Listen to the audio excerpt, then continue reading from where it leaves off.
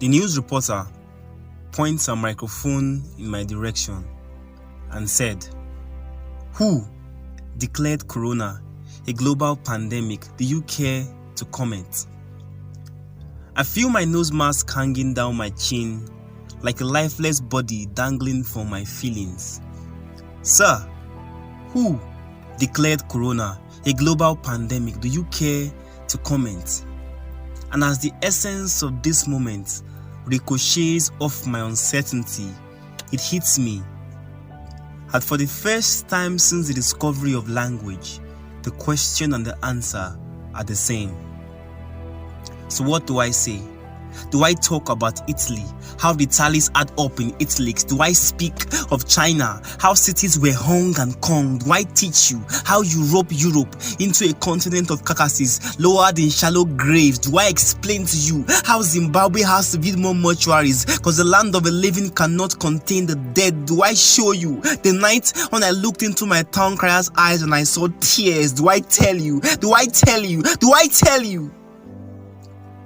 And even though we live far from the cemetery, we are still in grave danger. So, here is a list of my phobias. 1. I fear that man's coffin could be closer to his coffin than you think. 2.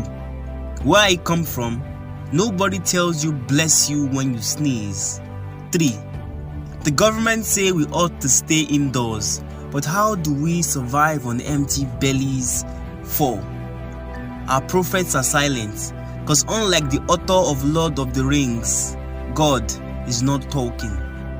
My people still think their black skin will protect them from the virus. Say if we chop better food, nothing go worry us. We are warriors. But how do you save a fish from drowning? How do you tell the smoke to stay away from the fire? 5. I fear if our rulers will take measures, because just like those football where they used do high 1, high 2 in the olden days, we play with our health. Don't treat this poem like an IT student. Please pay attention. This is not a movie scene, so don't wait for a director to yell action before we act, like what we do when the mole well is full. Let's take a stand, for only then can we conquer and conquer like a stubborn child.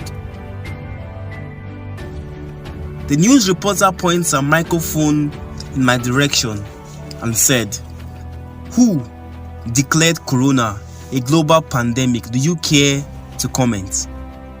I look at the camera, the way the president ought to address the country like a formal letter, at the 150 million Nigerians staring at me, and I say, may God save us all. Peace.